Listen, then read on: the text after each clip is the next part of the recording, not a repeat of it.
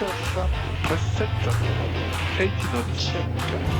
Air France de Tango, bonsoir de Tango 3, ligne 0 est gauche et attendez. Et bien bonsoir de Rotate, pour l'instant Air France, 102 Tango. Good morning, ladies and gentlemen. You're all very welcome to Route Air Flight Door 8401 to London Heathrow.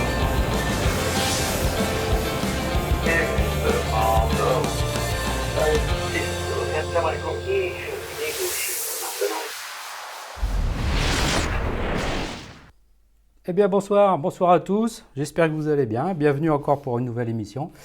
Une émission un peu spéciale, parce que c'est moi qui présente, Sébastien n'est pas là. Calife à la place du calife, tout ça c'est à moi. Bonjour à tous, alors, on voit toujours les habitués, les modérateurs, merci d'être là, merci pour votre travail. Et puis, on salue Seb. Bah oui, je l'ai eu tout à l'heure là, parce que j'ai eu quelques trous de mémoire là pour 2-3 boutons, mais voilà, tout va bien. On va commencer donc l'émission. Donc merci en acquis alors que ce soir Netabou, Aviateur 59, MMG 7, Skyflyer Aviation, ça va aller. Merci, merci Eric, Freefly 30. Je te dis pas que j'ai le track, mais bon, c'est pas grave. Bienvenue pour cette nouvelle émission. Alors apparemment, pas apparemment, mais il y a des nouveaux là depuis 6 jours. Flogide, Nedou, Trisquet, Lina, tout ça. Donc tout ça, c'est des nouveaux apparemment qui nous suivent. Voilà, Nathanabou qui surveille. Voilà. Alors, vous me dites, vous faites. Alors je ne sais pas comment vous pouvez faire, mais si je dis un gros mot, vous me le dites. Vous dites, attention, ça n'a pas le droit de le dire. Voilà. Alors déjà, bon, petit point technique. Est-ce que vous me voyez? Est-ce que vous m'entendez? Ça répond pas, ça y est, l'angoisse monte. All clear, merci. Alors, on va commencer tout de suite. Donc, on a un invité spécial qui est assez loin aujourd'hui. Donc, on verra ça tout à l'heure. Je vais mettre tout de suite le plan de vol de l'émission. On attaque directement.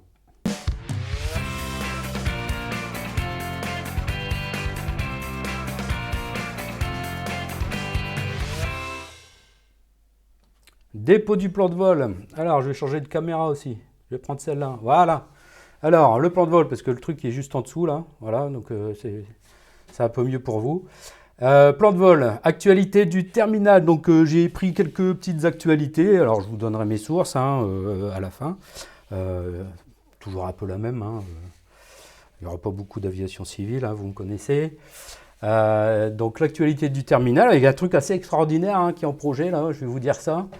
Ensuite, on va parler donc un peu d'histoire et on va voir le portrait donc, de quelqu'un passionné de vieille aviation et qui vole sur des avions extraordinaires. Par le pilotage. Après, moi, j'ai jamais piloté ce genre d'avion, mais je suppose que c'est à piloter, c'est bien, mais surtout historiquement. C'est vous l'avez deviné, un Tiger Club. On va parler de Tiger Moss avec Christophe Simon, voilà, qui normalement est en Angleterre, mais là pour son travail. On va le retrouver en direct du Canada. Ensuite, on terminera. Coucou à tous et courage Nico. Ouais, c'est plutôt bon courage aux téléspectateurs. Moi après, je fais ce que je fais. Merci Seb. Donc j'en étais où? Et on terminera donc par la remise de gaz, la foire aux questions, bien sûr, si vous avez des questions en plus à la fin de l'émission. Et puis on terminera l'émission encore ce soir. Allez, tout de suite, on va passer donc à l'actualité du terminal. Alors, il faut que je trouve les boutons. En plus, c'est pas mes lunettes de vue.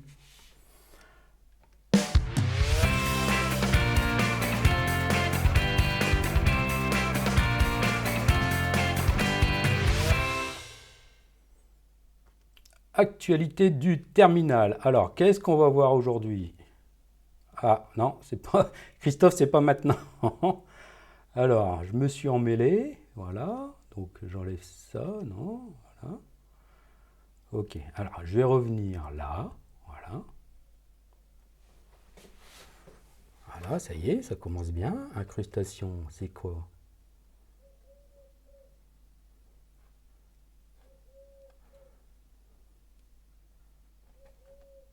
Actu du terminal. Ça y est, j'ai trouvé ça. Hein. Impeccable. Voilà, là, là, là, là. Alors, actualité du terminal, donc qu'est-ce qu'on voit là? On voit un P40, effectivement, un nouveau P40N vole en Australie. Donc, il a été restauré, donc c'est un P40N-5 CU, immatriculé donc NZ3134 de la Royal Nouvelle-Zélande Air Force. Donc, c'est un avion qui a été restauré, donc c'est un avion d'époque, hein, des années 40, qui a été restauré par la société Précision Airmotive de Doug Hamilton, là-bas en Australie. Alors, ils ont fait une modification technique. Alors, sur la photo en haut à gauche, là, on peut voir que derrière, c'est vide. Hein. Normalement, il y a quelque chose sur les avions d'époque. Mais derrière, c'est vide parce qu'ils ont aménagé un siège arrière avec une double commande sur cet avion. Voilà, donc, alors, celui-là même, il a été construit en 1943. Il a été donc réceptionné par l'US Air Force. Puis, il a été envoyé en Nouvelle-Zélande le 4 octobre 1943. Il a été assemblé là-bas. Et il est fait partie donc de l'unité, le Servicing Unit numéro 2. Voilà, et il a reçu le numéro 75. Donc, c'est l'avion que vous voyez sur les photos en noir et blanc. Alors, en noir et blanc, on voit le 77, la Jeep, et au loin, donc je ne sais pas si vous pouvez le voir, mais on voit le 75 derrière la Jeep. Et là, on a une photo où on le voit un peu plus près. Donc, c'est exactement cet avion-là, le numéro 75, qui a été restauré. Ensuite, il y a eu des échanges d'avions. Alors, je m'excuse, hein, parce que je suis enrhumé, donc vous aurez des bruits bizarres. Ne vous inquiétez pas, de temps en temps, j'ai ma boîte de mouchoirs là derrière. Hein. J'ai posé mettre mes Doliprane, tout ça, hein, mais voilà. Donc, si vous entendez des bruits bizarres, c'est moi. Ensuite, donc, Servicing Unit 2, il fut transféré ensuite au l'OTU 4, c'est-à-dire l'Operational Training Unit. Voilà, et donc c'est un... Alors, il y a combien de P40 en état de vol aujourd'hui? Aujourd'hui, il y en a 37 de tout type. Hein, parce qu'il y a des P40N, des P40E, des B, des C, etc., etc. Les Tigres volantes, c'était sur les B. Après, ils ont eu des E, etc., etc. Donc, en tout, il y en a 37 qui volent. C'est quand même pas mal, hein, 37 Warbirds comme ça qui volent. Quand est-ce qu'on voit Free Flight 30 au bar de la zone? Ah ben, il dit qu'il viendra quand il n'y aura que de la bière. Allez, on passe à la suite. Alors, il faut que je fasse ce bouton-là. Voilà. Un Focke-Wulf 190, je vous avais dit, hein, avec moi, l'actualité du terminal, ce sera beaucoup d'histoire, donc du Warbird, enfin de l'avion historique, on va dire. Donc là, c'est un Focke-Wulf 190 F8 qui a été restauré donc en Arizona, à Casa Grande, en Arizona donc. Et il appartient à la Collins Foundation, restauré par Grosshawk Unlimited. Excusez-moi pour mon anglais, mais je vais mettre ça sur le dos de mon rhume. Alors, la particularité de cet avion, c'est qu'il a été restauré avec son moteur original, c'est-à-dire un BMW 801D. Voilà. Cet avion fut abattu donc, en Norvège le 9 février 1945 et l'épave a été récupérée en 1983. Donc il est parti aux États-Unis. Donc là, on le voit ici dans l'atelier américain avec son moteur d'origine. Donc la désignation à l'époque, hein, pendant la Deuxième Guerre mondiale, dans la Luftwaffe, on appelait, c'était donc le 1 blanc parce que il y avait un 1 pour son numéro d'identification de couleur blanche. Il y avait des 2 jaunes, etc., dans d'autres escadrilles. Alors, il est en train d'être restauré, il est prévu pour voler, bien sûr, et donc il volera bientôt. Et c'est le deuxième Focke-Wulf 190 qui a été restauré avec son moteur d'origine, c'est-à-dire le BMW 801D. L'autre Focke-Wulf 190 appartient au Flying Heritage de Paul Allen. Voilà si vous avez des questions, n'hésitez pas, hein, j'essaierai d'y répondre. Hein. Alors, voilà la chose extraordinaire, un projet fou apparemment. Hein. Enfin, pour moi, je trouve que c'est un projet fou, mais très très intéressant. À la pêche au Wildcat dans la mer de Corail. Alors, qu'est-ce qui s'est passé donc du 4 au 8 mai 1942, donc il y a eu une grande bagarre dans la mer de Corail. Donc on le voit dans le film Midway, je ne sais pas si vous l'avez vu. On le voit dans le film Midway. Et afin de protéger la reconquête des îles Salomon, là, et avec un débarquement sur Guadalcanal, la flotte US, la TF-17, a été envoyée, la Task Force 17 a été envoyée donc, dans le Pacifique Sud, dans les îles Salomon, pour protéger en fait la reconquête de Guadalcanal. Donc bien sûr, les Japonais n'ont pas laissé faire, hein, ils sont venus voir un peu ce qui se passait, et puis il y a eu la bagarre. Donc on peut dire que c'est une victoire tactique japonaise, par contre au niveau stratégie, c'est plutôt une victoire américaine. Lors de cette bataille, donc on voit sur la photo noir et blanc, on voit l'USS Lexington, donc, qui est un gros porte-avions, qui est en feu ici, qui a été torpillé par les Japonais, et qui a été sabordé, parce que bon, il était en très mauvais état avec un incendie partout, donc il a été sabordé par les Américains à la fin de la bataille. Et en fait, le 4 mars 1918, le 4 mars 2018, une mission de plongée, de recherche sous-marine, à rechercher l'épave et à trouver l'épave du Lexington. Alors, voilà, donc on a envoyé des caméras et voilà ce qu'ils ont ramené du fond, des magnifiques photos d'avions. Hein. Alors on peut pas dire qu'elles sont en mauvais état. Hein, c'est quand même en très bon état quand même, hein, pour autant de temps au fond de la mer comme ça.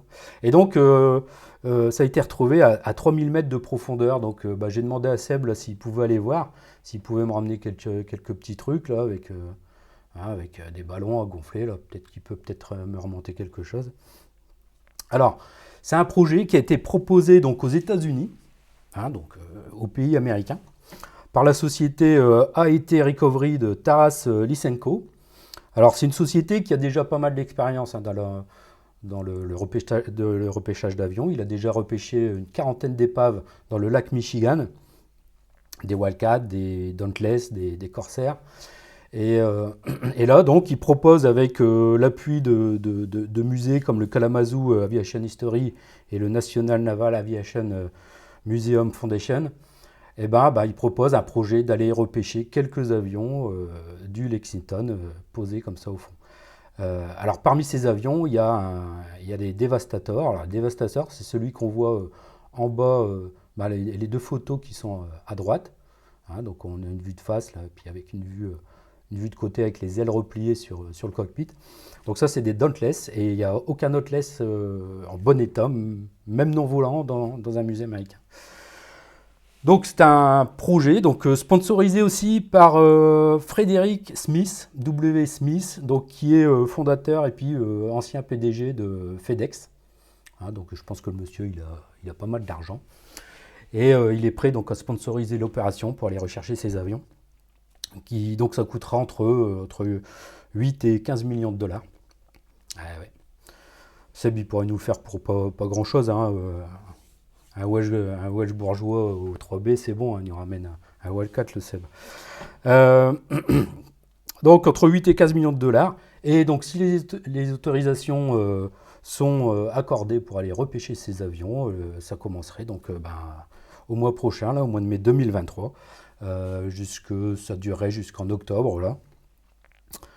Alors parmi ces avions, celui qu'on voit par exemple, c'est alors j'ai oublié de noter le numéro de l'avion, mais le Wildcat qu'on voit ici à gauche, c'est un Wildcat qui a été piloté par Butch O'Hare, un as américain de la Deuxième Guerre mondiale donc. Et pour ceux qui connaissent le Flight Simulator, Butch O'Hare, c'est le nom de l'aéroport de Chicago. Hein, si je ne me trompe pas, dites-moi si je me trompe. Hein, Alors sur YouTube, on peut voir un atoll où il y avait la base de la Navy. Et ils ont jeté à la mer. Oui, c'est vrai qu'à l'époque, quand on n'avait plus besoin, il ne fallait pas s'encombrer de trucs comme ça. L'aéroport principal de Chicago, Butch O'Hare. Donc cet avion était piloté par cet as-là. Donc je pense que c'est quand même une certaine relique, entre guillemets. Voilà, alors je vais terminer par un fait historique. Alors normalement, c'était prévu, avec Seb, on avait prévu de parler d'un truc du 19. Mais là, j'ai changé de sujet, hein, tu me pardonneras Seb, j'ai pris l'initiative de changer de sujet parce que dans 2 jours, nous serons le 21 avril. Et qu'est-ce qui s'est passé le 21 avril 1918, donc il y a exactement 105 ans? Eh ben, c'était la mort du Baron Rouge. Tout le monde connaît le Baron Rouge, Manfred von Richthofen. Voilà, donc là j'ai mis sur la photo, on voit donc Manfred von Richthofen à gauche, son triplan en bas, donc tout rouge, d'accord. Alors il a piloté d'autres avions rouges, sa légende du Baron Rouge, ça vient à l'époque où il était adoué sur Albatros Détroit, où il avait fait peindre son avion en rouge. Et donc là, j'ai mis un dessin qui avait été fait par les témoins à l'époque, en 1918, de la trajectoire des avions. C'est-à-dire qu'en fait, Manfred von Richthofen était à la poursuite d'un Anglais, Wilfred May, en allant à l'encontre de ses propres règles, c'est-à-dire éviter d'aller derrière de survoler les lignes, d'aller derrière les lignes ennemies, de se concentrer sur un avion, il a dérogé à toutes ses règles, ses propres règles. Alors on voit aussi une petite flèche là, donc c'est Roy Brown, c'est le personnage, c'est le monsieur qu'on voit donc accoudé au Sopwith Camel à droite, et c'est lui qui a été accrédité de la victoire contre Richthofen en fait. Et en bas, donc c'est une photo que j'ai prise du champ où le triplan s'est posé. Donc on voit la route en grise, vous voyez, qui monte là de la droite vers la gauche, pardon. À peu près au milieu, là, on voit un bâtiment avec une grande cheminée, et de l'autre côté de la route, en face de ce bâtiment, donc c'était une briqueterie, donc en face de ce bâtiment, l'avion s'est écrasé là. Donc après enquête, et puis comme font les experts aussi, des études balistiques, en fait, il aurait été démontré que ce seraient des Australiens, des mitrailleurs australiens qui étaient dans les tranchées, qui auraient en fait tiré et puis tué le Baron Rouge. Donc bien sûr, si on voit l'avion complètement dépecé, parce que ça s'est vite su que c'était le Manfred von Richthofen, je rappelle que là c'était l'as des as de la Première Guerre mondiale. Il avait 80 victoires qui n'avaient pas été battues, qui restaient donc même après sa mort, donc l'as des as de la Première Guerre mondiale avec 80 victoires. Donc bien sûr, les soldats ont dépecé l'avion, donc chacun y allait de son canif pour récupérer un bout d'entoilage, donc on voit l'état de l'avion après le crash. On peut voir des reliques donc, dans les musées australiens, comme on voit la croix du fuselage, là, la croix noire du fuselage, le siège de l'avion, et là on voit un monsieur là, qui a une partie d'un montant du triplan rouge. Du Baron Rouge, donc ça c'est très intéressant pour les maquettistes par exemple, qui veulent reconstituer le plus fidèlement la maquette de Manfred von Richthofen avec le bon rouge, et savoir s'il y avait un camouflage entre l'entoilage et le rouge, si c'était strié de vert ou si c'était du bleu, bref, les maquettistes se reconnaîtront. Donc voilà pour l'actualité du terminal, donc la mer de corail, extraordinaire. La mort du Baron Rouge, il y a 105 ans exactement. Et puis, est-ce que vous avez des questions? Est-ce que tout va bien dans le chat? Là, ça ne remue pas beaucoup, je trouve. Allez-y, n'hésitez pas. Moi, je vais boire un coup pendant que vous réfléchissez à des questions. Je vais revenir sur moi. Voilà.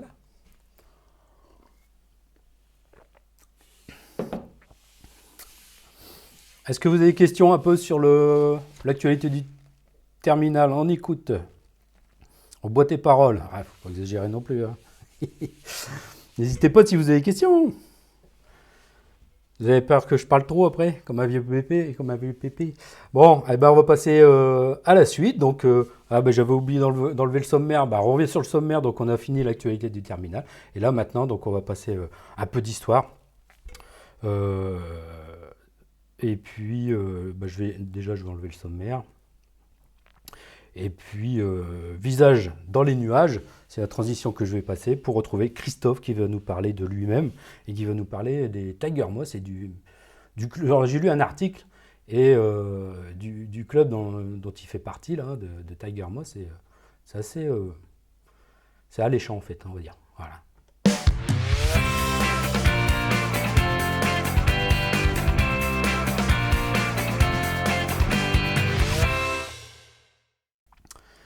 Alors, normalement, je devrais dire comme Seb aussi, alors pour les nouveaux qui arrivent, tout ça, mais allez dans le Discord, etc. Moi, je suis pas trop comme ça. Donc, on va retrouver Christophe. Ça va arriver. Bonjour Christophe, bonsoir. Enfin, Bonsoir Nicolas. bonsoir ici en France, bonsoir, enfin bonjour chez toi. Donc là, en fait, pour le travail, tu es au Canada. Donc bienvenue dans la zone aéro. Tu vas nous parler un peu Merci. de... Bonsoir Christophe, hein, il y a tout le chat qui te... Tu as réussi à l'avoir finalement, le chat? Tu arrives à le voir? Non, désolé. Bon, c'est pas grave. Bah, n'hésitez pas à poser des questions à Christophe, hein, si vous voulez. Moi, je les transmettrai, hein, parce que lui, il peut pas avoir le chat. Et donc, bah, je vais lancer donc, le chrono. Il faut que je retrouve le chrono. Le chrono, il est dans quoi? Il est pas là. J'arrive, hein, j'arrive. Voilà. Alors, t'es prêt, Christophe? Tu nous fais une petite présentation de toi-même. Est-ce que pour le son, est-ce que vous entendez bien, Christophe? Oui. J'attends le chat. Hein. Il répond parce que des fois, on a eu des petits soucis de son et tout. Si tu peux parler, Christophe. Ok, c'est parti. Ouais, ok, c'est très bien. Allez. Ok. Tu vois, il y a le écoutez, chrono là sur la gauche. Ouais. C'est parti. Vas-y, présente-toi. Christophe, en quelques mots, enfant comme bien d'autres invités, je voulais être pilote de chasse. Une mauvaise vue m'en a empêché. J'ai décidé de m'orienter dans l'industrie aéronautique. Ça fait une vingtaine d'années que j'occupe des postes commerciaux dans diverses entreprises. Et en parallèle, j'ai fait mon brevet de pilote. Et puis, j'ai vécu, je vis actuellement de très belles aventures en Angleterre en termes d'aviation historique ou meeting aérien. Et au niveau professionnel, à l'heure actuelle, j'ai commencé il y a 3 semaines un nouveau boulot qui est, je pense, assez extraordinaire. Je viens de rejoindre la société de Havilland Aircraft of Canada, et c'est pour la raison pour laquelle je suis au Canada, pour vendre des Canadair, des Twin Otter et des Dash 8 pour les missions spéciales. Voilà un petit peu mon parcours. Ah, bah, sacré parcours quand même. Hein. Donc, en fait, finalement, tu vas revenir en France parce que là, aux dernières nouvelles, là, on aurait besoin un peu de Canadair et tout ça, quoi. Avec, ça a déjà commencé, malheureusement, les gros incendies de forêt, là. Et effectivement, je vais être basé en Europe, donc je vais toujours être basé en Angleterre. Et la zone Europe est une grosse zone en termes de clients pour la société, effectivement. Alors, tu es venu aujourd'hui pour nous parler d'un club très particulier que tu as vu en Angleterre et puis dont tu fais partie maintenant. Alors, qu'est-ce que ce Tiger Club? C'est bien son nom, Tiger Club. Ouais.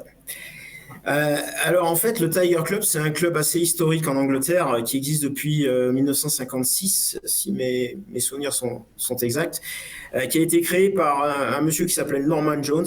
Et Norman Jones, c'était le président d'une société qui s'appelait la Rollason Aircraft and Engine Company, qui a été créée pendant la guerre. Et la raison d'être de la société, c'était de racheter les surplus de la Royal Air Force, des moteurs et des avions, de les reconstruire et de les vendre. Et en fait, Norman Jones, aviateur émérite, avec une bande de copains un soir lors d'un dîner au Royal Aero Club de Grande-Bretagne, se sont dit ça serait sympa si on pouvait faire des courses d'avion ensemble et on pourrait en faire un club. Et l'idée est venue comme ça, de promouvoir l'aviation sportive en Angleterre. Et à travers son entreprise, Norman Jones a fait don de 5 Tiger Moss au club, donc qui s'est appelé le Tiger Club en référence au Tiger Moss. Et donc, c'est un club qui a l'idée, c'était de faire des courses aériennes.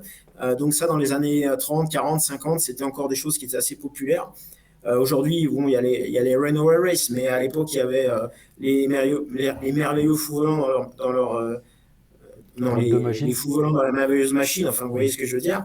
Et donc, en fait, c'est la jeunesse du club qui a ensuite évolué vers l'aviation sportive en général, donc beaucoup de voltige, les meetings aériens, et aujourd'hui on fait des choses assez extraordinaires, donc je vais pas tout déballer maintenant, mais ouais, on fait des choses extraordinaires dans ce club. D'accord. Alors comment tu as trouvé ce club? Parce que tu as appris à piloter en France en fait avant. Ouais. Donc en fait, pour peut-être revenir un peu en arrière dans mon parcours aéronautique, pour comprendre comment je suis arrivé dans ce club. Moi, donc je pouvais pas être pilote parce que j'ai une mauvaise vue et j'ai grandi avec cette croyance. Et un jour, en fait, je travaillais pour Thales à l'époque. J'ai gagné un prix de le meilleur vendeur, si vous voulez. Et ce prix, c'était de l'argent à dépenser dans une agence de voyage. Donc moi, j'ai trouvé une agence de voyage en France qui s'appelle Nouvelle Frontière. Et à l'époque, on pouvait faire un voyage de 30 minutes. Et ce voyage de 30 minutes, je l'ai fait sur un L39 Albatros. Et c'était mon rêve de gosse. Et c'est un jour qui a changé ma vie. Parce que le pilote de ce L39 qui s'appelle Deleuze, je ne sais pas s'il nous regarde, mais j'aimerais beaucoup le revoir. Il a changé ma vie en me disant mais pourquoi tu n'es pas pilote? Je dis je ne peux pas être pilote parce que j'ai une mauvaise vue. Et c'est là qu'il m'a dit en fait c'est pas tout à fait exact. Donc il m'a débloqué un truc dans le cerveau ce jour-là. Et un an après, j'ai rejoint Airbus. Et il y a un aéroclub à Toulouse de l'entreprise. J'ai tapé à la porte et j'ai dit est-ce que je peux faire mon PPL? Et donc j'ai commencé mon PPL chez Airbus. J'ai fini avec mon brevet de base. Je suis parti ensuite au Canada pendant 6 mois pour travailler pour une filiale d'Airbus. J'ai fait mon PPL canadien. Je suis revenu en France, j'ai terminé mon PPL français. Et la première chose que j'ai voulu faire dans l'aéroclub d'Airbus, qu'il faut savoir, c'est qu'il y avait un Cap 10. Et le Cap 10, pour moi, quand j'étais gamin, c'était le premier avion sur lequel les futurs pilotes de chasse apprenaient à piloter. La marine les utilise toujours d'ailleurs aujourd'hui. Et j'ai dit, c'est ça que je veux faire. Et à peine mon PPL en poche, j'ai commencé la voltige sur le Cap 10. Donc, le Cap 10, pour moi, c'est un avion spécial. Et j'ai continué mon parcours de voltigeur au sein de Midi-Pyrénées Voltige à Toulouse jusqu'à 2017 où je suis parti en Angleterre et pour une nouvelle aventure professionnelle avec Bombardier. Et donc, je cherchais un endroit où on pouvait faire du Cap 10. Donc, en Angleterre, ce qu'il faut savoir, c'est que la plupart des avions sont en propriété privée. Donc, en fait, vous avez des propriétaires qui créent une société anonyme et chacun a une part financière dans l'avion.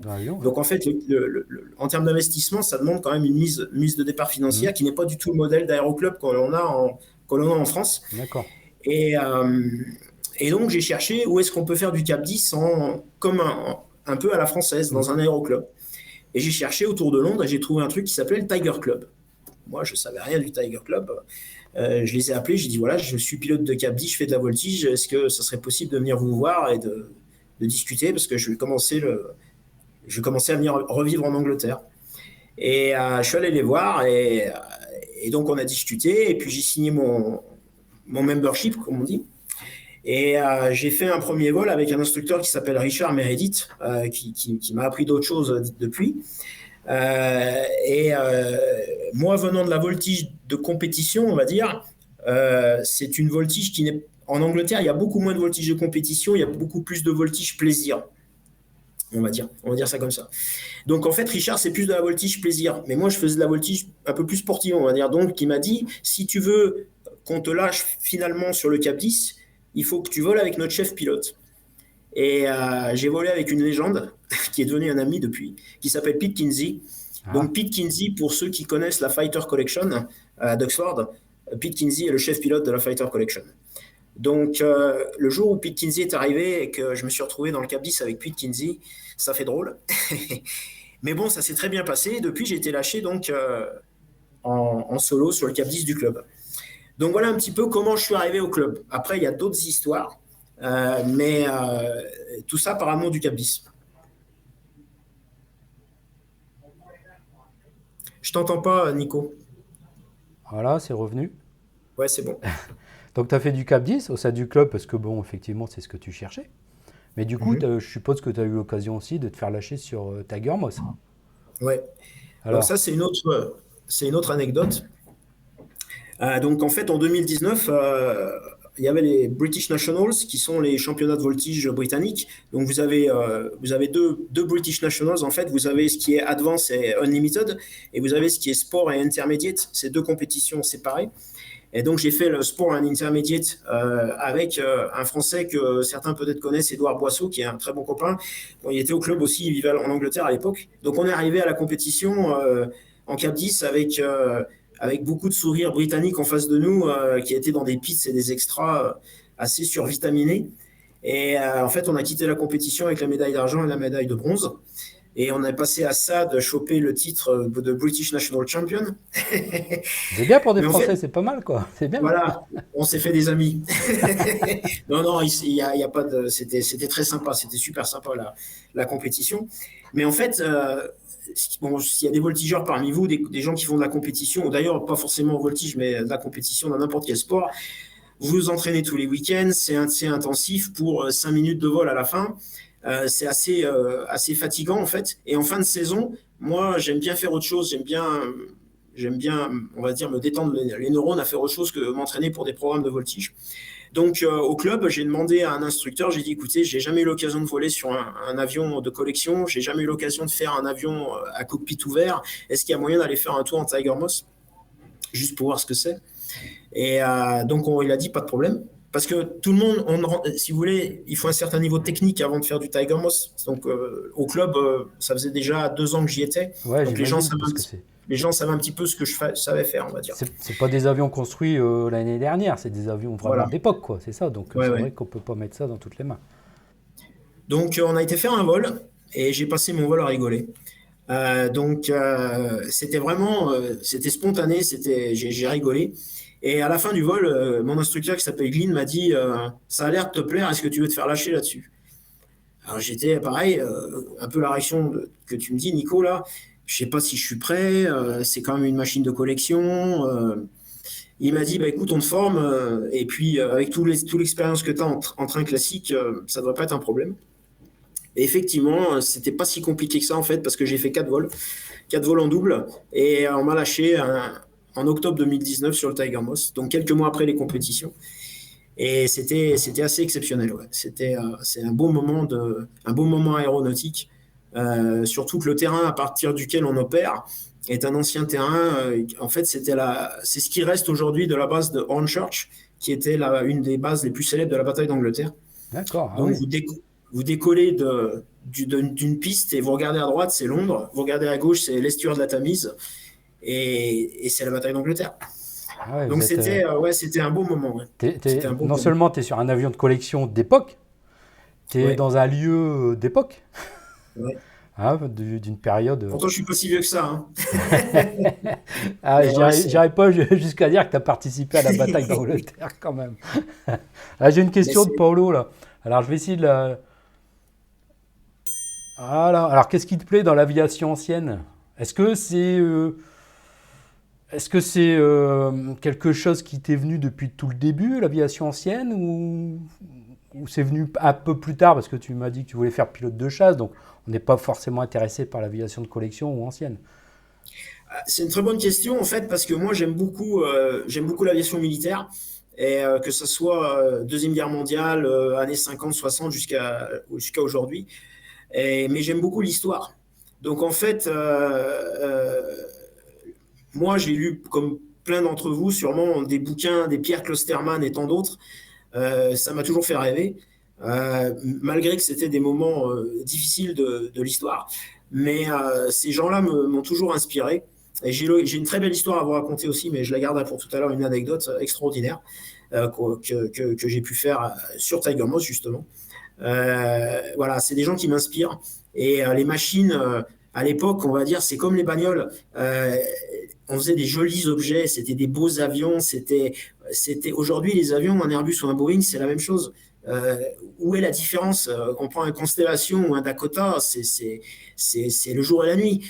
Aujourd'hui, un Airbus, un Boeing, c'est un peu la même chose. Donc en fait, et je comprends pourquoi. Il y a des lois techniques, physiques, etc.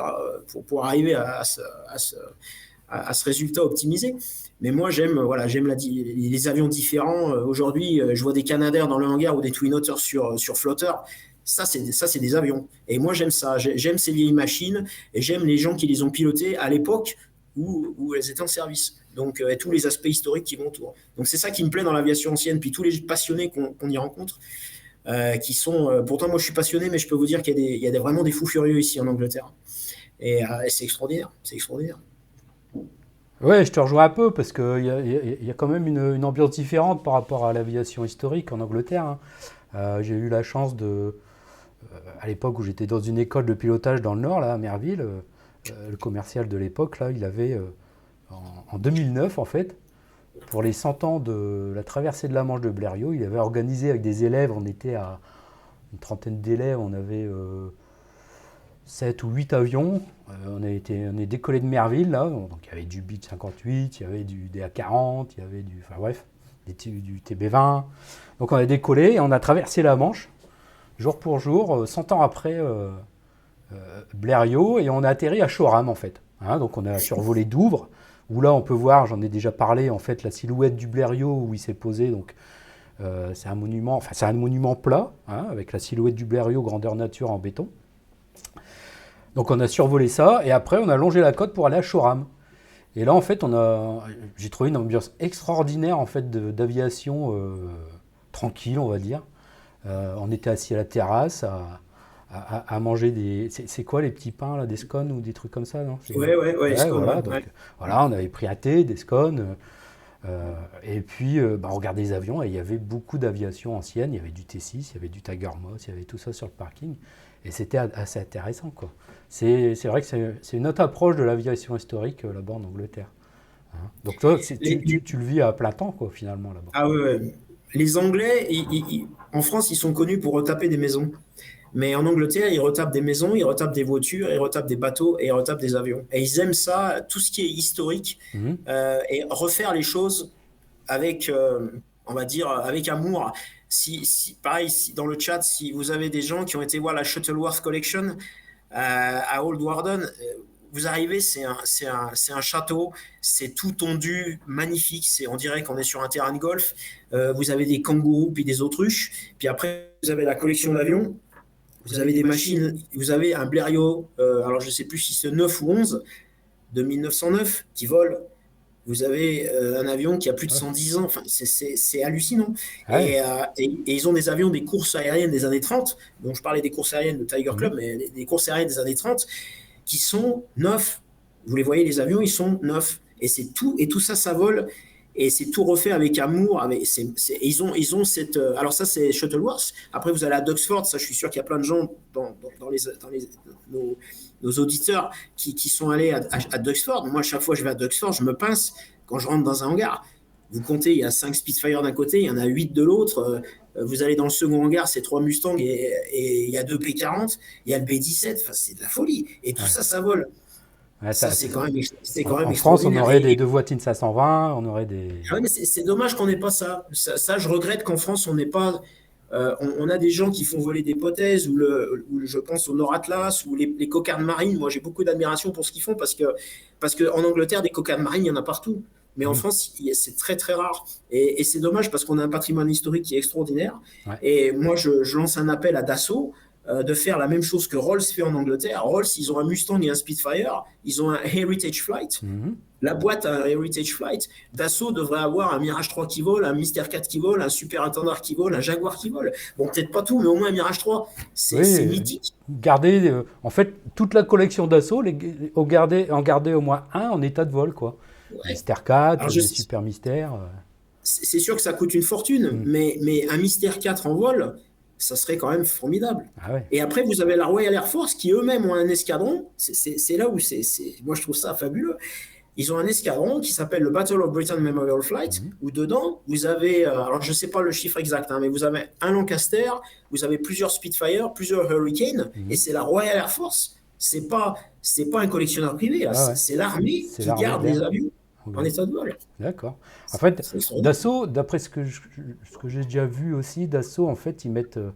je me demande s'ils ne sont pas en train de construire un bloc 152, là, et un projet. Je pense qu'il y a une asso, quelque chose, enfin, en lien avec Dassault pour reconstruire un bloc 152, d'après les plans d'origine. Et puis, ils mettent leur logiciel, célèbre logiciel Katia, en fait, de conception. Oui, d'accord.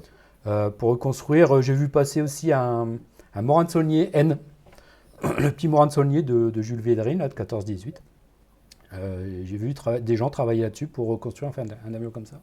Alors, je vais passer une question, là, justement, en sujet et tout ça, là.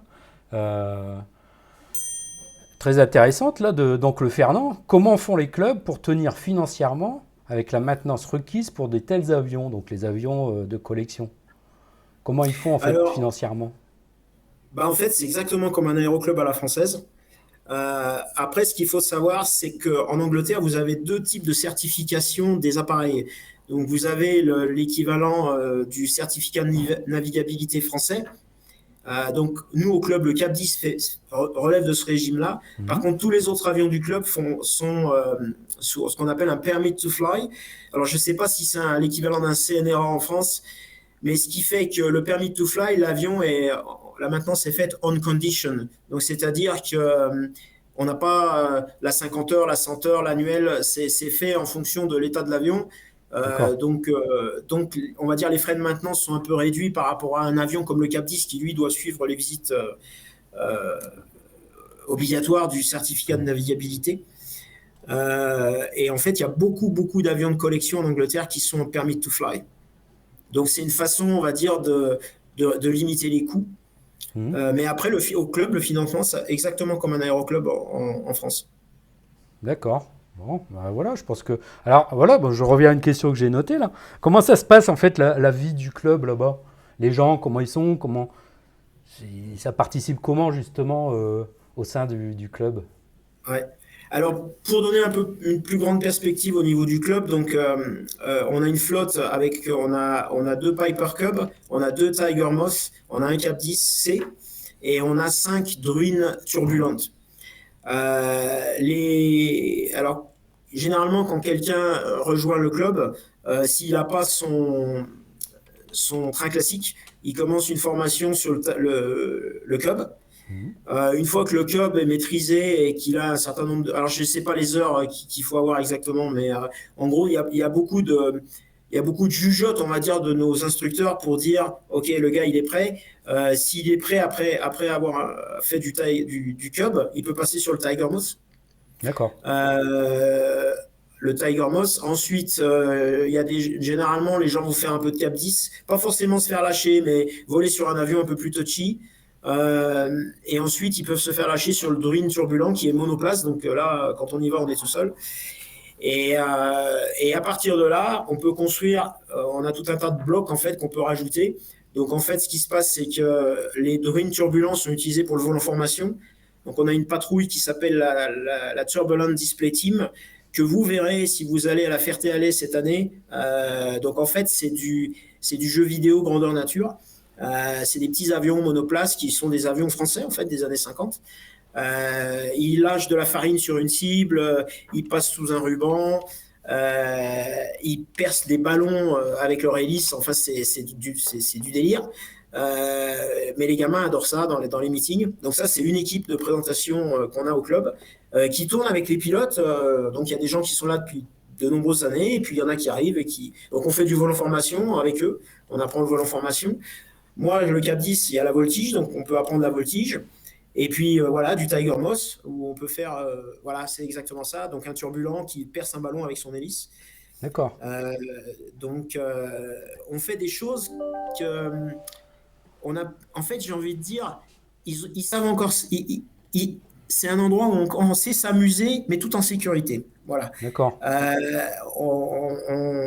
On a des gens, voilà, on a des Pete Kinsey, comme je vous parlais tout à l'heure, qui sont des gens extrêmement expérimentés en meeting aérien, en vol en formation, sur tout type d'appareil. Tout est fait très sérieusement. Tout ce qui est meeting aérien en Angleterre, pour être pilote présentateur, il y a toute une formation et une licence à obtenir. C'est un parcours que j'ai suivi moi-même pour faire du Cap 10 en meeting. Donc c'est très sérieux, c'est très encadré. Mais le résultat est fun, voilà. Donc on fait plein de choses, voilà. Typiquement passer sous le ruban. Donc il faut savoir que les gens dans la Turb Team, ils ont ce qu'on appelle donc la Display Authorization pour faire les meetings aériens. Ils ont une altitude de 3 pieds. Ok. Moi en voltige, je suis à 500 pieds. Ah oui, je suis d'accord. en train de travailler à descendre à 200 pieds. Eux, ils sont à 3 pieds. Voilà, c'est pour donner une idée. Ouais, bah justement, j'avais lu là. Qu'est-ce que c'est que cette DA, comme tu dis là? Ok. Donc en fait, en Angleterre, suite à l'accident de Shoreham, dont certains ont peut-être entendu parler, c'est un hunter qui a tué je ne sais plus combien de personnes lors d'un crash il y a une quinzaine d'années, je crois. Ah, je me souviens, oui. L'aviation civile britannique, la CAA, et tout le monde des meetings ont mis en place un processus pour être sûr que les pilotes sont évalués, suivis et leurs compétences sont maintenues pour pouvoir faire des meetings aériens en Angleterre et j'ai envie de dire dans le monde entier, parce que la formation est reconnue dans le monde entier, n'existe pas en France. Donc en fait, c'est une formation. Vous voulez faire du meeting aérien, vous devez trouver ce qu'on appelle un DAE, qui est un Display Authorization Examiner, qui va vous coacher pour faire du meeting aérien. Donc le meeting aérien, il y a beaucoup de catégories dans les Display Authorization. Je vais parler de mon exemple parce que celui-là, je le maîtrise bien. Donc en fait, si vous voulez faire de la voltige, il y a plusieurs niveaux de voltige qu'on vous autorise. Et en fonction du type d'appareil sur lequel vous volez, par exemple, un Cap 10, c'est moins de 200 chevaux. Mais après, on monte à 800 chevaux ou on monte à plus de, je sais plus combien c'est, 1000, je me rappelle plus mais en fait, en fonction de la puissance de l'avion, en fonction de si c'est un monomoteur ou un multimoteur, en fonction de si c'est une turbine, un jet ou un piston, il y a tout un tas de catégories pour faire de la voltige. Et ensuite, vous avez la même chose pour le vol en formation. Et ensuite, vous avez encore la même chose pour le vol en patrouille voltige. Donc en fait, c'est assez compliqué, mais il faut avoir les bonnes certifications pour pouvoir faire votre démonstration. Donc moi, j'ai une certification qui n'a rien à voir avec les catégories de compétition de voltige, mais j'ai ce qu'on appelle un Advanced Aerobatics sur un avion de moins de 200 chevaux, et je suis autorisé à l'heure actuelle à 500 pieds sol. Là, je travaille sur descendre à 200 pieds sol. Mais si je veux faire de la voltige sur un Spitfire, par exemple, aujourd'hui, je peux pas parce que je suis pas qualifié. Bon, j'ai pas de qualification Spitfire, mais admettons que j'ai pas la qualification qui me permet de voler sur un avion de cette puissance-là. D'accord. De même, si je veux faire un vol en patrouille, juste un passage en patrouille, aujourd'hui, avec ma qualification, je ne suis pas autorisé à faire un vol en patrouille. Est-ce qu'il faut avoir une qualification de vol en patrouille sur un avion de moins de 200 chevaux? D'accord. Etc. etc. D'accord. Donc en fait, ce processus est très encadré. Donc en fait, vous commencez avec un Display Authorization Examiner qui va vous coacher. On va travailler un programme. Il y a tout je sais pas comment vous dire. C'est tout ce qui est sécurité aérienne, les effets du vent, la foule. L'obsession, c'est la foule. Surtout, on ne vole pas au-dessus de la foule. Il y a des distances à respecter. Il y a des cadres réglementaires à apprendre, etc. Et vous présentez un programme, vous finalisez votre programme, vous affûtez votre programme, ça prend du temps tout ça. Moi, ça m'a pris 14 mois, le processus au total. Bon, il y a eu le Covid au milieu, donc ça a été un peu compliqué, mais ça prend du temps. Et après, on vous autorise à aller faire des meetings. Et moi, j'ai eu la chance de faire des meetings extraordinaires comme d'Oxford. Ah oui. C'est magique. Il faut y aller à d'Oxford. Hein. J'invite les gens là, qui nous écoutent là. Faut le faire, c'est un peu comme Rome ou Naples. Non, Naples, c'est voir Naples et mourir. Il faut voir d'Oxford, hein, c'est bien. Ouais. Alors, il faut vraiment, s'il y a un endroit à voir en Angleterre pour les auditeurs, si vous aimez les avions, c'est d'Oxford. Voilà. Il faut vraiment y aller une fois dans votre vie. Moi, j'ai découvert d'Oxford grâce à Bernard Chabert. Il avait fait une émission sur le Spitfire. Encore une anecdote, c'est des trucs de dingue. C'est une belle émission. Ah ouais. Et dans cette émission, il monte dans le Spitfire et le monsieur qui le brief sur le cockpit, c'est Pete Kinsey. D'accord. Et moi, si on m'avait dit, quand j'avais 20 ans, 18 ans, je sais pas quel âge j'avais quand cette émission elle est sortie, si on m'avait dit, tu vois ce gars-là, un jour tu voleras avec lui et tu travailleras avec lui pour tout ce qui est meeting, c'est un truc de dingue. Ouais, tu pouvais pas imaginer quoi. Ah ouais. Donc le jour où vous posez en Cap 10 à d'Oxford et que c'est votre premier meeting, je me pince. Hein. C'était fabuleux. Ah oui, bah, j'imagine. Et je reviens sur donc la DA. Est-ce que c'est plutôt... Bon, c'est quelque chose apparemment qui n'existait pas. C'était un peu libre, entre guillemets, hein, les démonstrations. Est-ce que c'est plutôt tu vois ça comme une bonne chose, en fait? Ouais. Moi, personnellement, en fait, ce qui se passe, c'est que après, il y a tout ce qu'il y a autour de la DA. Donc, en fait, les autorités de l'aviation civile et militaire britannique travaillent ensemble. Les organisateurs de meetings travaillent ensemble. Les pilotes et les instructeurs, les DAE travaillent ensemble.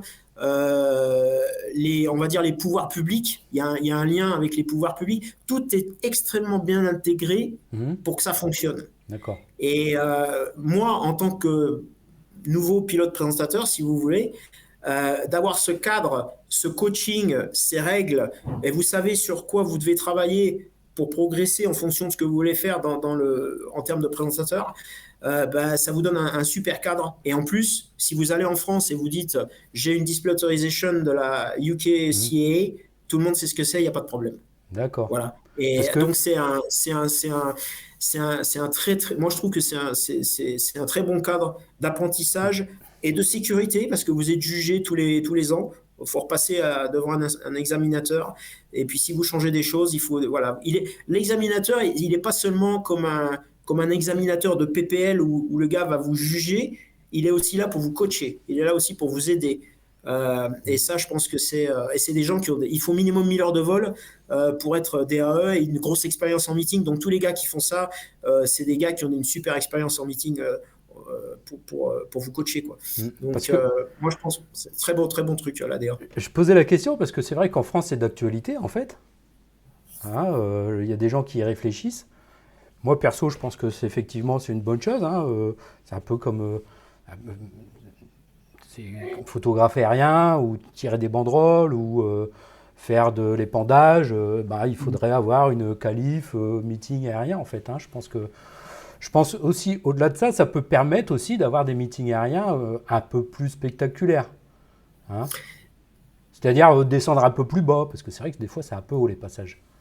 Ouais, en France, j'ai remarqué que. Alors pourtant, on m'a dit que c'était à peu près la même chose.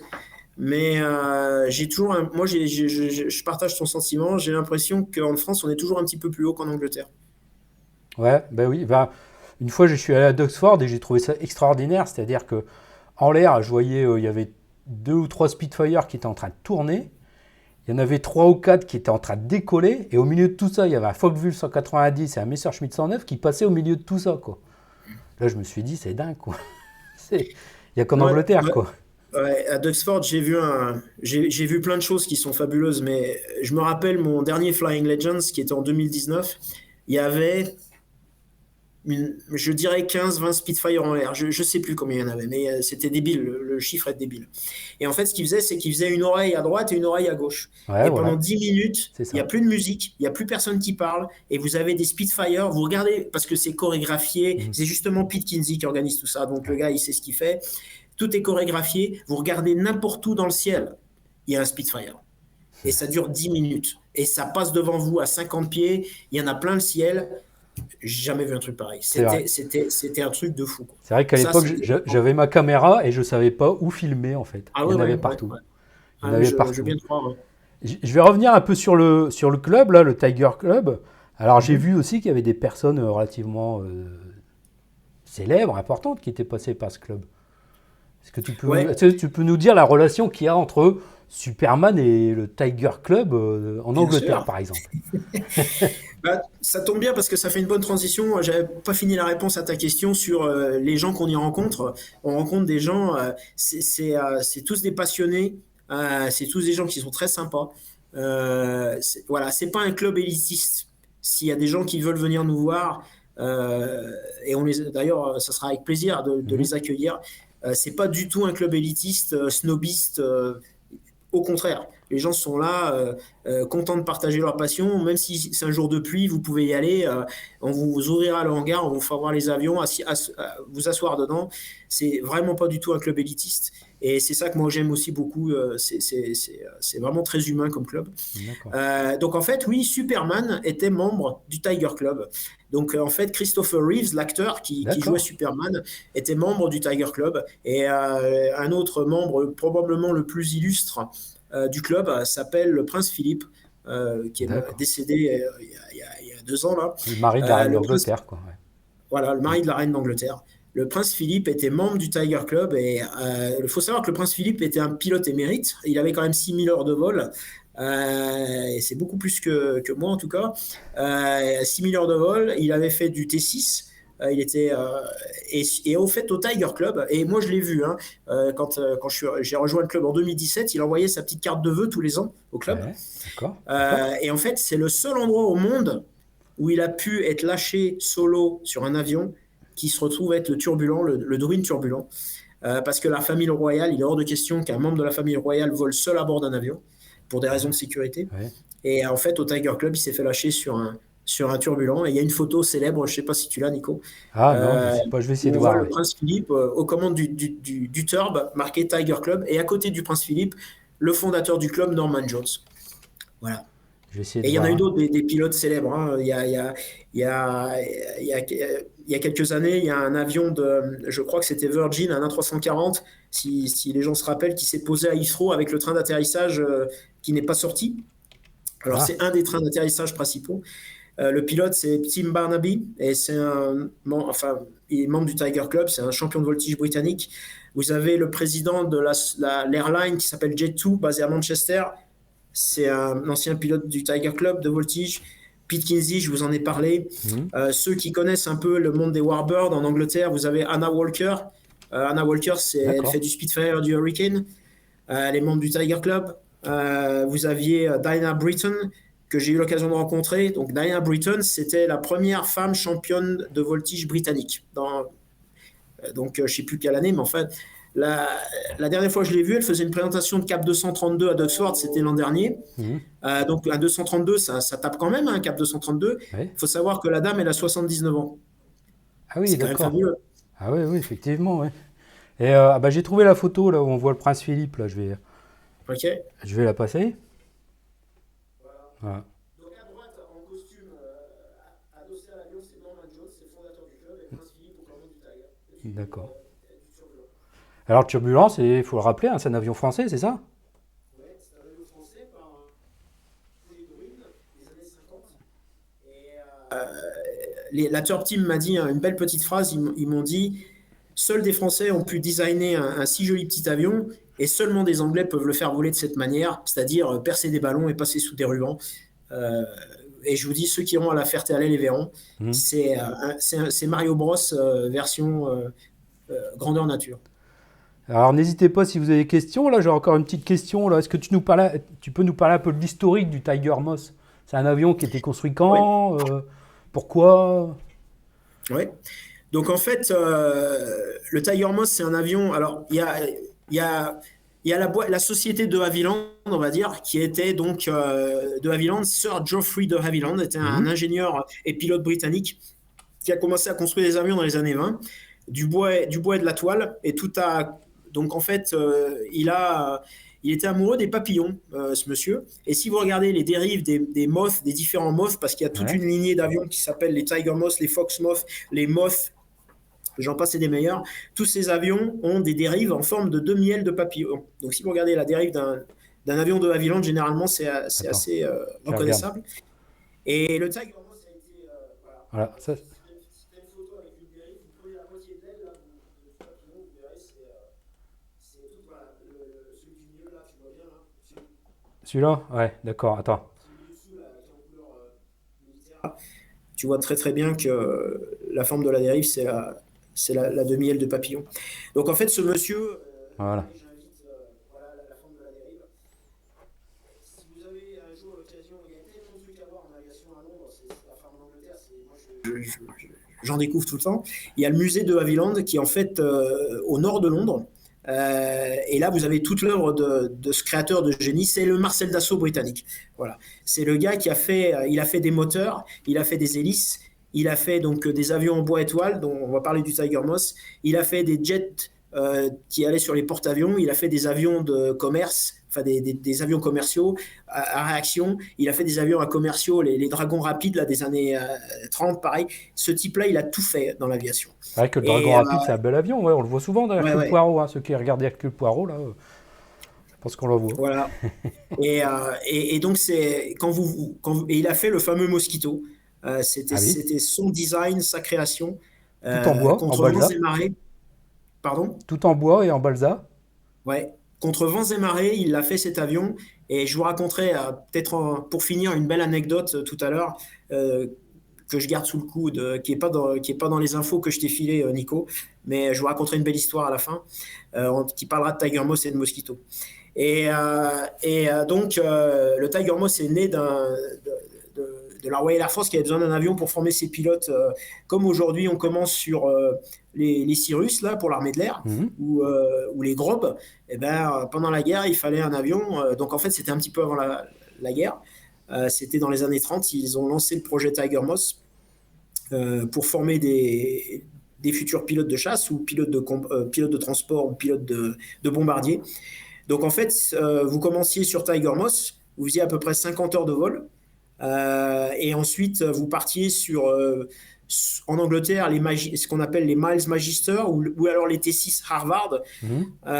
Et ensuite, vous alliez sur un Spitfire, un Hurricane, ou alors vous alliez après le Tiger Moss, vous partiez sur un bimoteur comme le Hanson, le Avro Hanson, et ensuite vous alliez sur les Lancaster, les Halifax et compagnie. Donc en fait, les gars qui volaient là-dessus, et on en revient à la première question de l'auditeur, c'était des gamins qui avaient 19 ans, 20 ans, qui apprenaient à piloter, qui n'avaient jamais piloté de leur vie. Ils faisaient 50 heures là-dessus, puis après, ils montaient en gamme jusqu'à finir dans un bombardier quelques heures plus tard.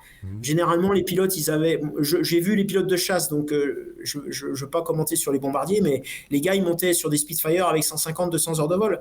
Donc, imaginez si vous avez des CPL dans les gens qui nous regardent, là, avec un CPL 200 heures de vol, hop, dans un Spitfire, et on y va, on va à la guerre. Ah, c'était ça. C'est impressionnant, quand même. C'était ça, il fallait former pour envoyer au plus vite. Il fallait du monde. Il y a des grands personnages là, comme Klosterman qui a fait du Tiger Moss. Il passait par là aussi, lui. Quand Klosterman est venu en Angleterre suite à la défaite de la France, qui s'est exilé en Angleterre, la Royal Air Force a dit, on ne sait pas. Bon, lui, il avait déjà toute une expérience, mais la Royal Air Force a dit, Tiger Moss, pour voir ce que tu sais faire. Commence à zéro. Et voilà, quoi. Et tant d'autres légendes sont passées sur cet avion. Donc j'invite encore les gens à lire Le Grand Cirque. Au début, il parle de cette période-là, parce qu'il était aux États-Unis, après il est parti à Dakar, après il est parti en Angleterre en fait. Et effectivement, comment ça s'appelle l'école de chasse, là, la célèbre école de chasse? Il y en avait plusieurs. Là, je ne sais pas. Je sais plus. Ça m'en Bref.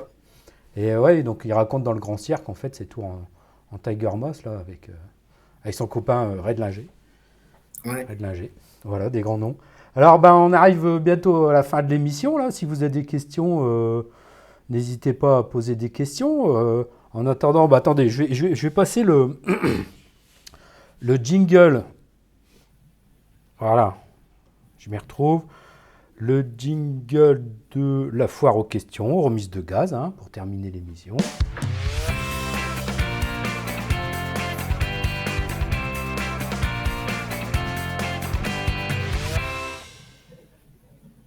Voilà, et donc du coup, là, c'est là que tu vas nous parler de ta fameuse anecdote.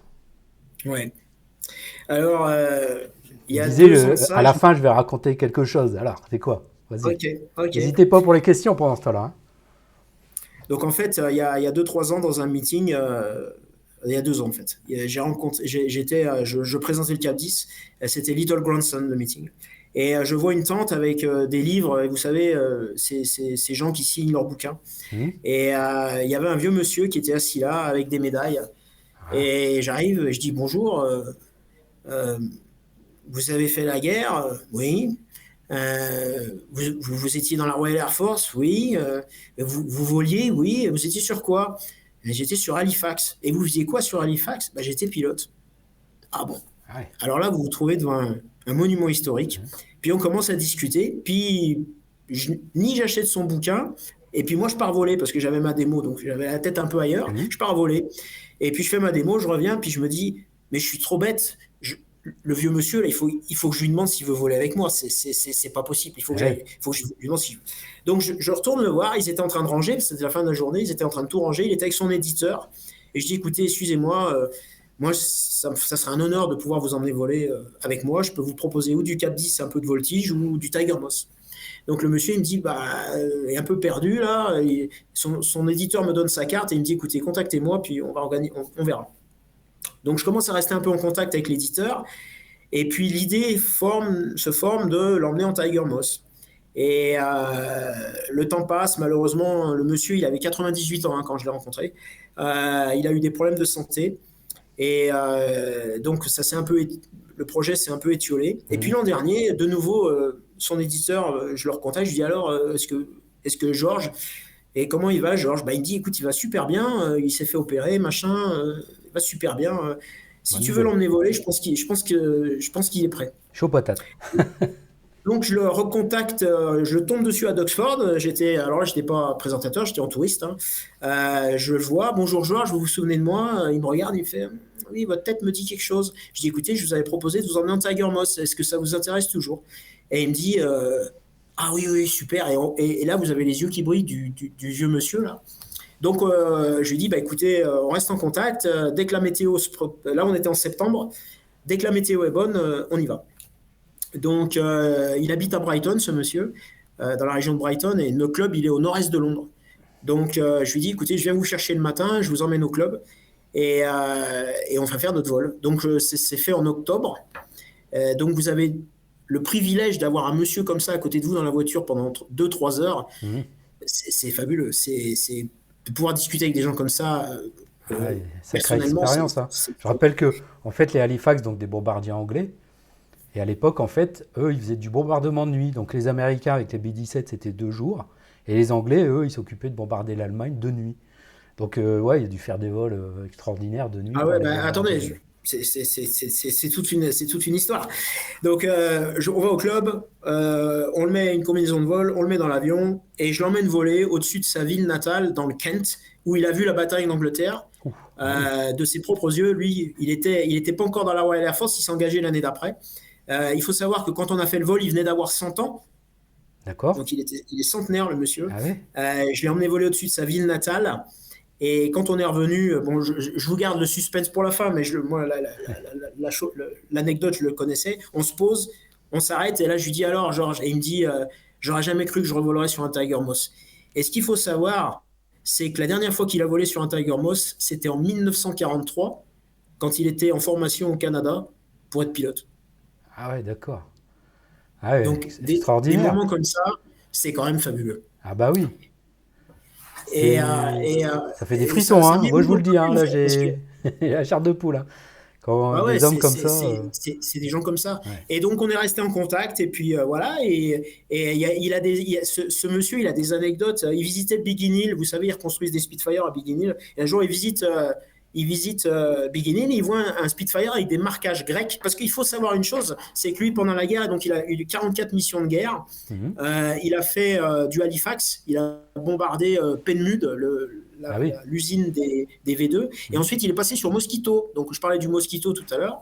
Donc, il a fait du Mosquito. Et quand vous lui parlez du Mosquito, les yeux qui brillent, c'est l'avion. Il a adoré cet avion. L'avion extraordinaire. Et après la guerre, il était dans une unité de maintenance de la Royal Air Force basée en Égypte. Et là, il a fait du Spitfire, du Hurricane, du Mustang, du T6. Et il a fini son service après la guerre avec 1600 heures de vol sur des avions qui, quand vous voyez son logbook, vous rêvez, quoi. Ah ouais, C'est tu m'étonnes. extraordinaire. Ah ouais, sacrée Et, expérience. Et puis donc, l'expérience il de vol. visitait Biggin Hill. Ouais. Et à Biggin Hill, il voit un Spitfire avec marquage grec et le numéro du Spitfire. Et il a toute sa tête, hein. Il regarde le truc et il fait, j'ai volé sur cet avion-là, ce Extraordinaire. numéro. Ah oui. Il sort son logbook, il trouve le numéro. Et en fait, l'avion, il l'a convoyé en Grèce après la guerre. Et cet avion, Biggin Hill l'a reconstruit. Et D'accord. Pete Kinsey, le fameux Pete Kinsey, Ouais. l'a emmené en Grèce. Et maintenant, il fait partie de l'armée de l'air grecque. Et quand Pete est arrivé avec le Spitfire en Grèce, il y avait 2 F-16 à côté. Ah ouais. Le monde est Respect, petit, quoi. hein. Ah, c'est ouais, le monde petit, les avions qui reviennent, ceux qui ont piloté à l'époque, qui revoient leur machine d'antan. Ça doit être extraordinaire. Là, j'ai une question de Seb, là, à propos de toi. Ah. Non, j'aimerais bien. Je salue Isa si elle nous regarde. J'aimerais bien venir en touriste. Mais non, j'ai pas. À moins que dernière minute on me propose, mais ouais, ça me ferait plaisir, ça me ferait plaisir. J'ai jamais fait de meeting en France en fait, c'est ça qui est rigolo quoi. Hmm. Mais il y aura des copains à moi dans des beaux avions. J'en dis pas plus. Il y aura des très bons copains à moi qui seront à Air Legends et qui viendront d'Angleterre. Ah bah, ouais, on en est sûr, on en est sûr. C'est vrai que moi j'avais déjà vu les turbulents, hein, à la Ferté-Alais, hein, ils étaient déjà venus une année faire des démonstrations comme ça, passer sous les flambeaux. Là, c'est plus que des turbulents, j'en dis pas plus. Au nom de Dieu. Excusez-moi, mais là, il n'y a pas de Deux mots. machines uniques. Uniques. Unique. Ouais.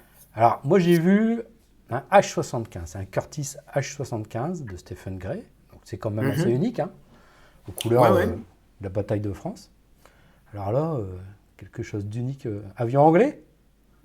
Ouais, des avions anglais. Bah, en fait, ils sont pas. Comment dire? Il y en a un qui est unique au monde, ça c'est sûr. Mhm. Et l'autre, une histoire qui est très très riche. Et c'est ça qui le rend unique.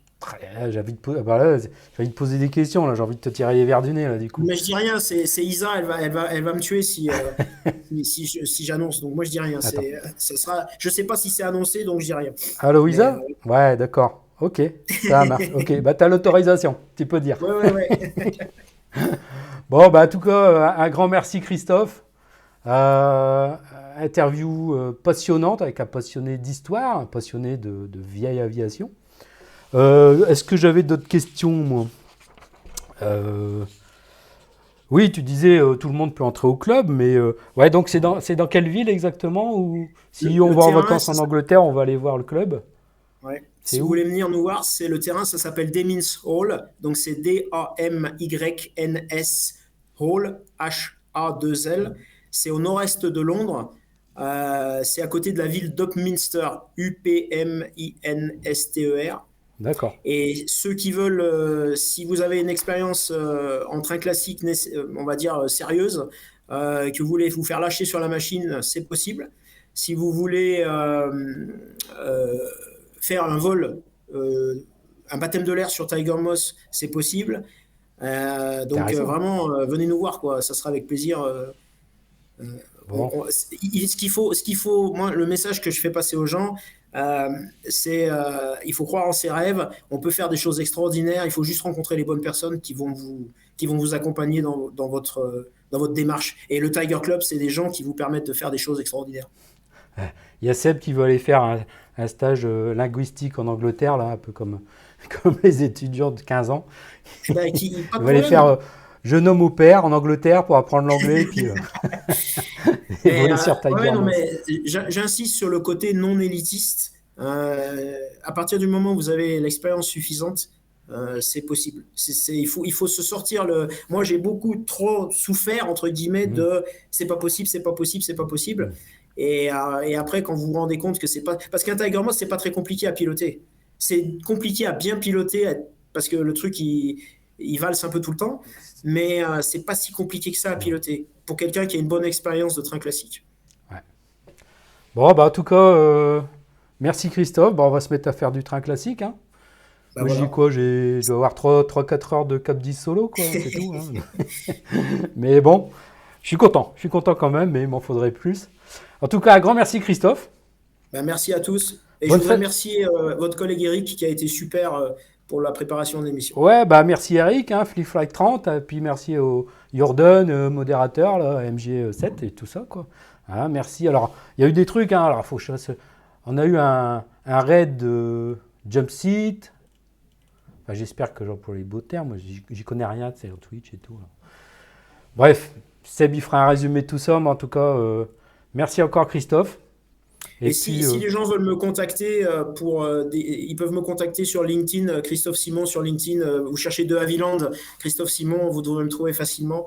Et ça sera avec plaisir si vous venez faire un tour en Angleterre. bon, bah, vous avez J'insiste, entendu venez me l'invitation, voir. hein, tout le monde, là, on va faire un bus. Et puis on va aller voir le Tiger Club avec grand plaisir. Voilà. Ok, Christophe, à bientôt. merci. Bon après-midi à toi, du coup. Ça marche, ouais. Hein. La journée n'est pas finie. Voilà. Allez, à Allez, bientôt, hein. bye. Au revoir. Bon, bah voilà pour la fin de l'émission. Merci à vous d'être restés. Merci à vous d'être restés. Hein, j'espère que j'ai pas été trop catastrophique. Après, on a une passion pour l'aviation. Et, enfin, notamment là, on avait un invité qui est passionné d'histoire et qui pilote sur des vieux avions. Et comme moi, ça me passionne aussi. On va dire que c'était facile. Voilà. Alors, il y a plein de trucs à dire que je ne sais pas dire. Je demanderai la semaine prochaine. C'est quoi? Ah oui, la semaine prochaine. Heureusement qu'il est là, le Seb, le chef. Hein? Comme qui dirait le chef. Alors, elle est où ma vignette? Voilà. Alors, hop, c'est...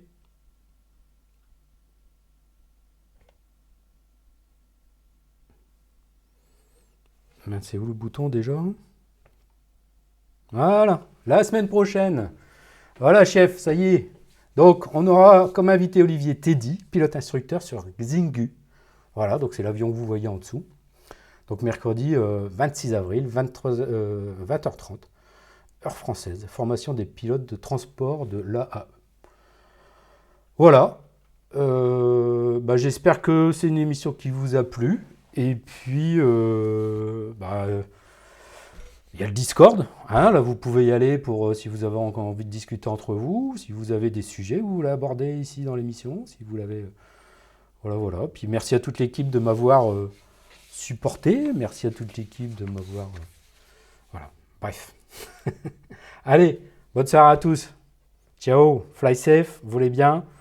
Alors les infos que j'ai eues là dans le terminal, j'ai oublié de le dire. Bon, toujours un fanat de l'aviation. Voilà, je suis un fanat de l'aviation. Voilà, n'hésitez pas, hein, il y a toujours des bonnes informations. Lisez l'histoire c'est très important. On se rend compte de beaucoup de choses quand on connaît l'histoire. Et voilà.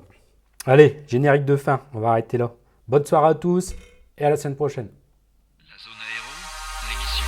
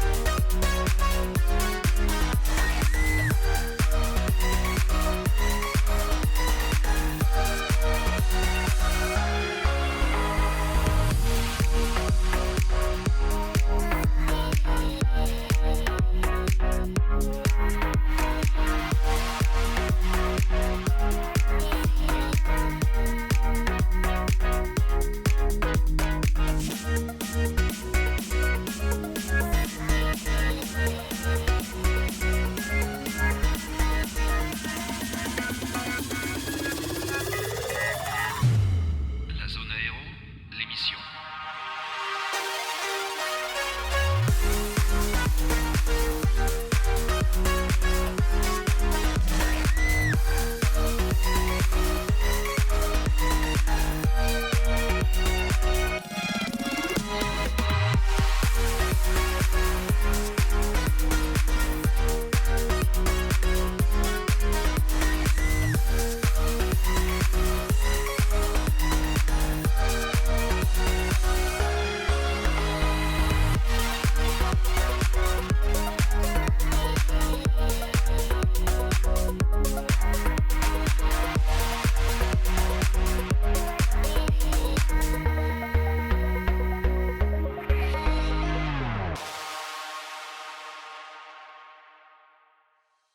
La zone aéro, l'émission.